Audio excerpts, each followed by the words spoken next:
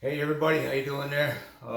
This is Blue coming at you on Easter Sunday, the 4th of April, 2021, and this is SITREP 64. He is risen. So as you can tell from the title of this video, I come bearing pretty bad news. I'm not going to mess around. We're just going to get right into this real quick.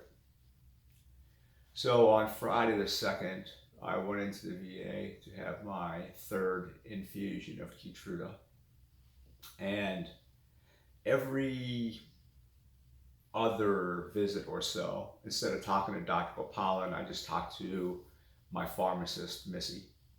And this trip was kind of the same format that I use even when I meet Dr. Gopal. I talk about my most recent symptoms, tell them how I'm feeling, the pain levels from 1 to 10, the whole thing, right? So the two things that I brought up to her this time was that these bouts that I've had with this decreased ability to take in a full lungfuls of air, right? And it was decreased to about an eighth of my normal capacity, and all the severe pain that was associated with that. And also, very recently, I had increased throat pain to the point where it was getting very, very difficult to eat and swallow. But she excused herself for a minute, and when she came back, she said that she went and spoke with Dr. Gopal, and they both agreed to forego doing this particular infusion of Keytruda. And I was supposed to have my next CAT scan on the 19th of April. They wanted to step that up to today, to that day on Friday. So, okay, we did it. I went downstairs. This is a CAT scan with contrast. So that's the barium. You have to drink that barium solution, and you have to drink that over a 2-hour period, and then you go in and yeah, so it's about a 3-hour process altogether. When that was all over with, I went back upstairs, and Dr. Gopal came in this time. So she said that there was, I'm going to read this for you, significant worsening of cancer in the right wall of the nasopharynx and oropharynx, which is in the back of my mouth. Also going up through the soft palate. The hard palate is the roof of your mouth, where these ribs are, right here behind your teeth.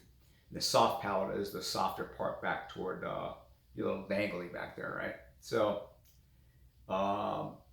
she said that this tumor is also coming into the soft palate with significant compromise of the left wall of the nasopharynx. And the same day I discovered that, I'll show you the picture here. This tumor here is actually pushing down through the roof of my mouth, and it's trying to get into my mouth cavity where my tongue is. And also a tumor on my mid back that I complain about quite a bit, on the right side toward my ribs, but more toward the back. That tumor is actually growing into and involving the 11th rib. So it's actually starting to eat into the rib. The good news is the spot on my liver is no longer there. Praise God. So the bottom line up front is that the Keytruda is not working. And so at that point, we started talking about changing my treatment. So here's my options. I can either go on chemotherapy, or I can stop treatment altogether, or just live out my days as best I can. So if I decide to take the chemo route, here's the plan for that. So on the chemotherapy side, we're talking about 3 different drugs. We're talking about carboplatin, which you guys probably don't remember this, but one of the 3 drugs that I took last year when I was going through chemo was cisplatin. See, the common denominator is platinum, right? There's actually platinum in these drugs. And from what I understood when I was taking cisplatin, that was the reason that I had the metallic taste in my mouth. Hopefully the carboplatin isn't as bad. The 5-FU, or what's actually called 5-fluorouracil. 5-FU is the ugliest of these three drugs. 5-FU has, we'll go over the symptoms here in a minute, but it's pretty ugly. But that's the one that comes in a grenade. Here's a picture of the last time I had a grenade. And you see here, the Monday through Friday. So let's say on Monday, and this is hypothetical, this week, 4-day period could start anywhere. But essentially, let's say I get these, the grenade, and the grenade is plugged into an IV, by the way. So the 5-FU gets, attached to the IV here on Monday, and then it gets taken out that Friday. Okay, that's why those days are here. You can see it's take off the grenade, 5-FU. And then on the bottom is cetuximab. So these three drugs, this is my chemotherapy regimen. So you see right here, week 1 through 3, 4 through blah, blah, blah, blah, blah. So if you think about it, the separation is there's 2 basic cycles. The first weeks 1 through 12 is one cycle, and then week 13 on is the second cycle, if you think of it that way. So on the first cycle, in the first week, we'd have all 3 of these drugs administered on one day. On the first week. And then in the first week, again, the grenade's taken off. On the second week, the only thing that I would get is cetuximab. And on the third week, the only thing I would get is cetuximab.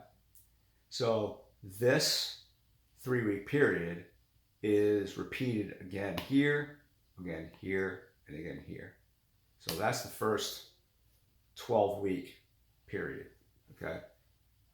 After that, you just go on a maintenance, a weekly injection of cetuximab once a week, every week thereafter, until the chemotherapy is no longer working.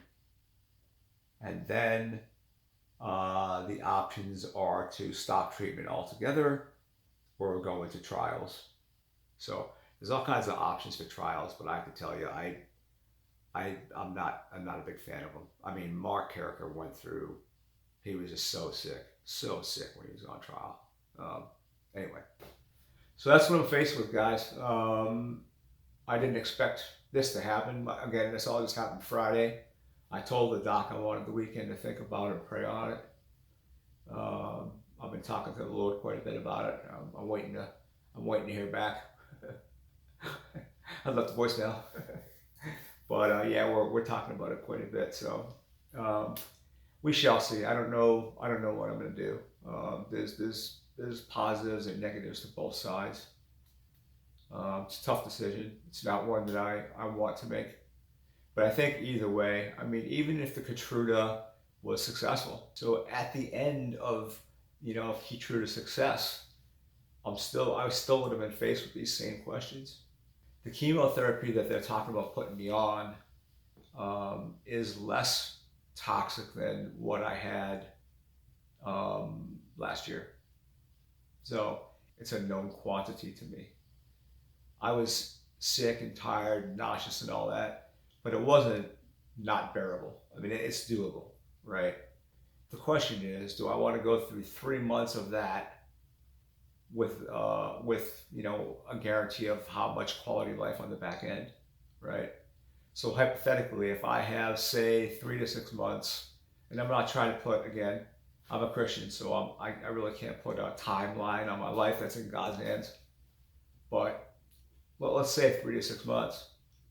If I decide to go into chemotherapy, I'm going to be relatively ill for 3 months. And then, how much time did I buy? I don't know what I'm deciding to do. I have some prayers out. Like I said, I talked to my brothers at church this morning, which was awesome. It was great to go to church this morning and have some fellowship. That felt good. It helped me, get rid of some of the loneliness that I feel right now. As I always say, I want to keep you guys informed and bring you the truth. So there it is. So I hope you are taking some time today to enjoy this blessed day with your family, friends, and loved ones. And don't forget, He is risen. Love you guys. Bye.